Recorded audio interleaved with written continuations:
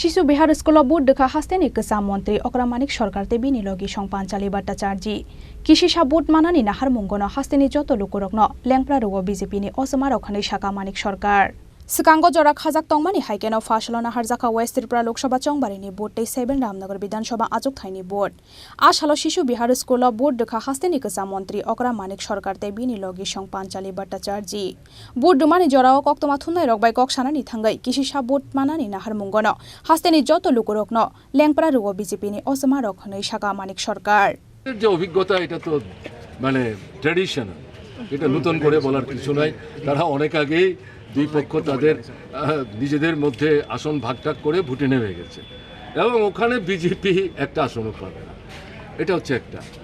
আর পশ্চিমবাংলার কথা যেটা বলছেন, এই ভদ্রমহিলা প্রথম থেকে ভেতর থেকে এই ইন্ডিয়া ব্লক যেটা তৈরি হচ্ছে এর মধ্যে গোলমাল কী করে বাঁধানো যায় তার চেষ্টা তিনি করে আসছেন। আমি এগুলো বলে সময় নেব না, ভোটের দিন তো অনেক মানুষ যাচ্ছে এদিক দিয়ে, আমি সময় বেশি নিতে চাইছি না। আপনারা প্রশ্ন করছেন, আমি যদি জবাব না দেই তাহলে আপনাদের মধ্যে বিরূপ প্রতিক্রিয়া হতে পারে, তার জন্য বলছি।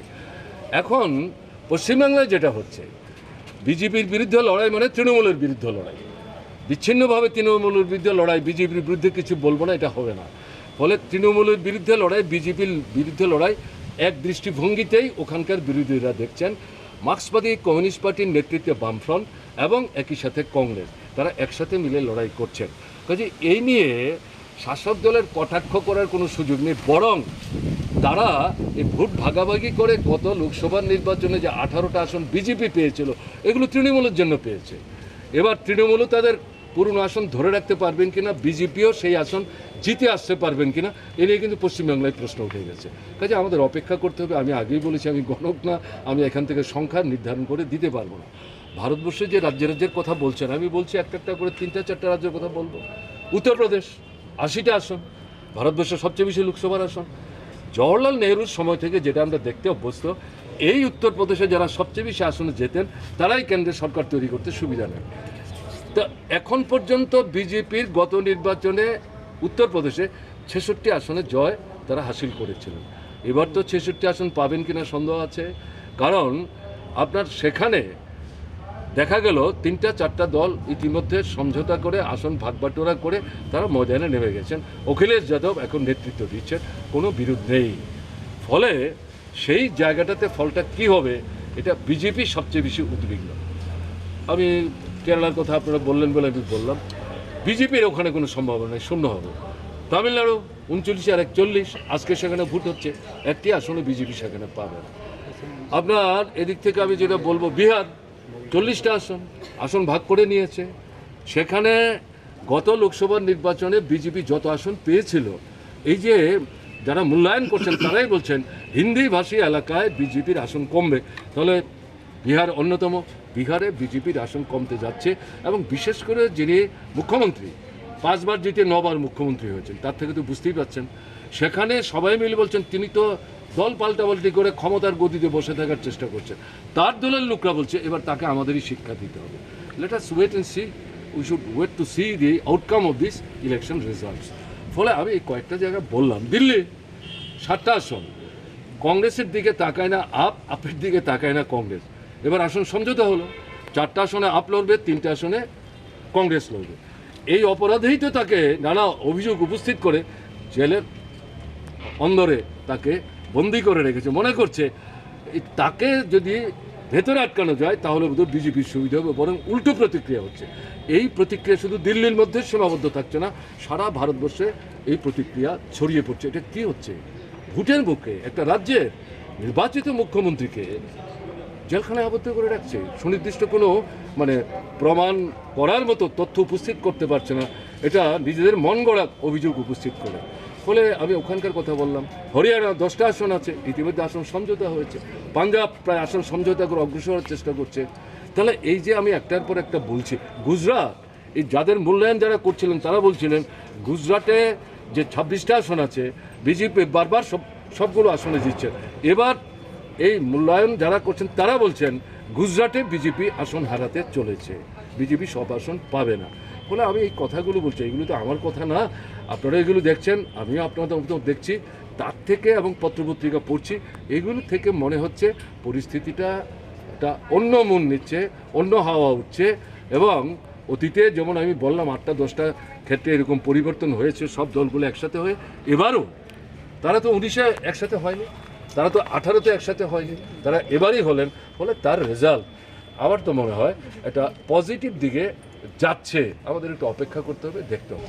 একই সঙ্গে একটা প্রশ্ন থাকবে, মানে আপনি মোদি বলছেন 400 পার আর রাহুল গান্ধী বলছেন 150-র উপরে উঠবে না। আপনার অভিজ্ঞতায় আপনি কত ফিগার টার্গেট করতে পারেন বিজেপির জন্য? দেখুন, আমি গণক না, আমি গণনা করে সংখ্যা বলবো না। আমি যেটা উল্লেখ করব, আমি গত 4-5 দিন যাবত আমি লক্ষ্য করছিলাম সোশ্যাল মিডিয়ায়, তাতে যা দেখা যাচ্ছে যারাই বলছেন তারা কোনো দলের লোক না, তারা সংবাদপত্রের সাথে কাজ করেন, এই ধরনের বিশ্লেষণের ভূমিকায় তারা ভূমিকা নেন, সারা দেশের খবর নেন, তারা পরিষ্কার বলছে, যেটা আমি আগে উল্লেখ করার চেষ্টা করেছি। এবং একজন বন্ধু বললেন যে মোদি সাহেব বলছেন 400 আর রাহুল গান্ধী বলছেন, আমি আগে তো বলেছিলাম 230-70, এখন তো এটা 150-এর নিচে চলে আসবে।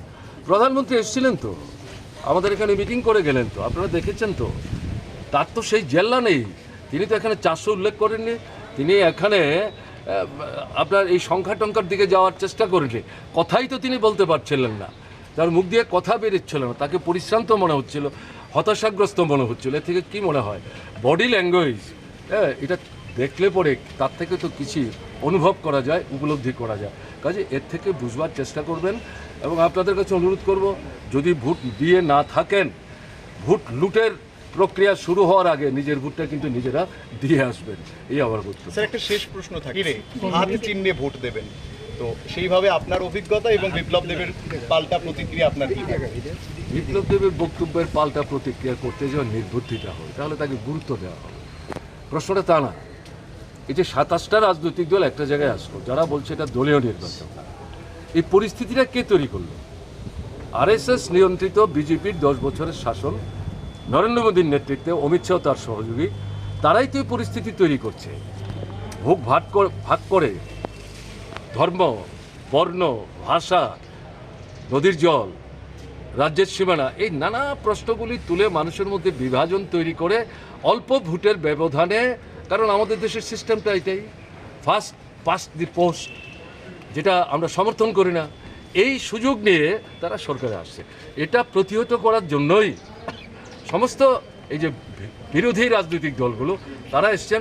আর বিজেপি বিরোধী ভোট ভাগ হতে দেব না, যতটা বেশি সংখ্যক বিজেপি বিরোধী ভোট তাকে একটা জায়গায় আনতে হবে। তার ভিত্তিতে ত্রিপুরা তো আমরা সিদ্ধান্ত নিয়েছি, একটা আসনে কংগ্রেসের বন্ধুরা প্রতিদ্বন্দ্বিতা করবেন, একটা আসনে ভারতের কমিউনিস্ট পার্টি মার্ক্সবাদীর প্রার্থী প্রতিদ্বন্দ্বিতা করবেন। কেন? যাতে আমাদের মধ্যে ভোট ভাগের সুযোগ নিয়ে বিজেপির প্রার্থী জিততে না পারে। কাজে এটা সর্বভারতীয় যে দৃষ্টিভঙ্গি, আজকের যে দেশের পরিস্থিতি, এই পরিস্থিতিতে এর কোনো বিকল্প ছিল না।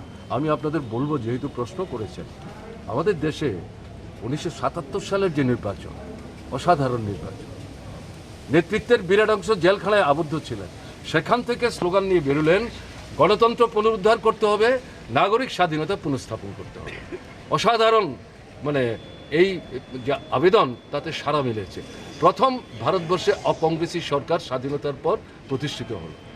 মোরারজি দেশাই, তারপরে ভিপি সিং, তারপরে চৌধুরী চরণ সিং, তারপরে এইচডি দেবেগৌড়া, কেমন না, তারপরে দেখা গেল আইকে গুজরাল এবং এরপরে ডক্টর মনমোহন সিং। এরা কেউ কিন্তু তাদের নিজের দলীয় ভোটের শক্তির জুড়ে প্রধানমন্ত্রীর আসনে বসেছেন, ঘটনা তা না।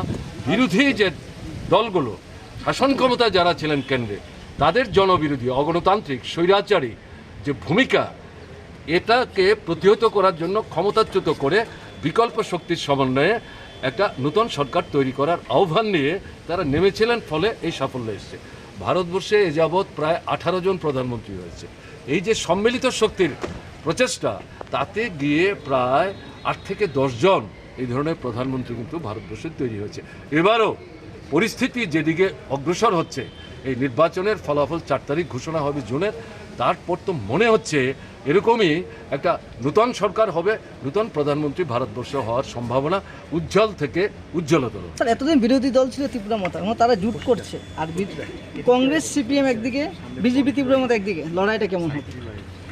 ত্রিপুরা মথা তো গত 23-এর নির্বাচনে যে 19 ভাগ ভোট পেয়েছে, এ তো বিজেপির বিরুদ্ধে কথা বলে পেয়েছে।